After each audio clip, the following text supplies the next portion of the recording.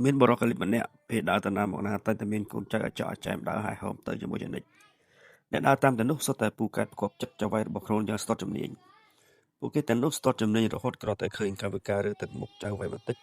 ក៏អាចកាត់យកភ្លាមថាជាចៅវាយចង់ធ្វើអ្វីដែរពួកគេតែងតែប្រជែងគ្នាផ្គប់ចិត្តចៅវាយសូម្បីតែលោកចៅវាយស្ដោះទឹកមាត់ឆ្វាច់ក៏គេទៅនៅគ្នាស្ទុះយកជើងទៅឈូសទឹកមាត់ចៅវាយចេញជាមិនទាន់ដើម្បីបានយកគប់គួចរឿងរីខ្លួនក្នុងបណ្ដាចោចាំតែនោះមានម្នាក់រៀងទៀបជាងគេហើយយឺតជាងគេតែគេមិនអាចទៅប្រជែងទាន់អ្នកអតីក្នុងកណ្ដាប់ឈូសទឹកមាត់របស់ចៅវាយខ្លួនបំរុងណាសោះគេមានការតូចចិត្តនឹងខ្លួនជាខ្លាំងទើបខំរៀនរកវិធីផ្លិតផ្លែកដើម្បីប្រជែងបានមាត់អ្នកអតីថ្ងៃមួយឃើញចៅវាយរបស់ខ្លួនក្រហែមហើយក៏បុយមាត់បំរុងទៅសោះលើមាត់បរិះនោះស្ដោះយកជើងទៅឈូសមាត់ចៅវាយជាបន្ទាត់ចៅវាយភ្ញាក់ព្រឹតថយក្រោយក្រោកហើយស្រែកទាំងកំផឹងថា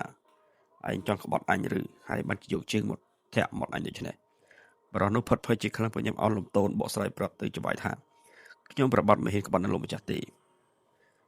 ចៅវាយសម្លុតថាបើមិនក្បត់ហេតុអីក៏ឯងយកជើងមកធាក់មាត់អញព្រោះពេលដែលលោកម្ចាស់ស្អត់ទឹកមាត់ខ្ញុំប្របាទយកជើងទៅជូសទឹកមាត់លោកម្ចាស់មិនដែលតន់គេសោះ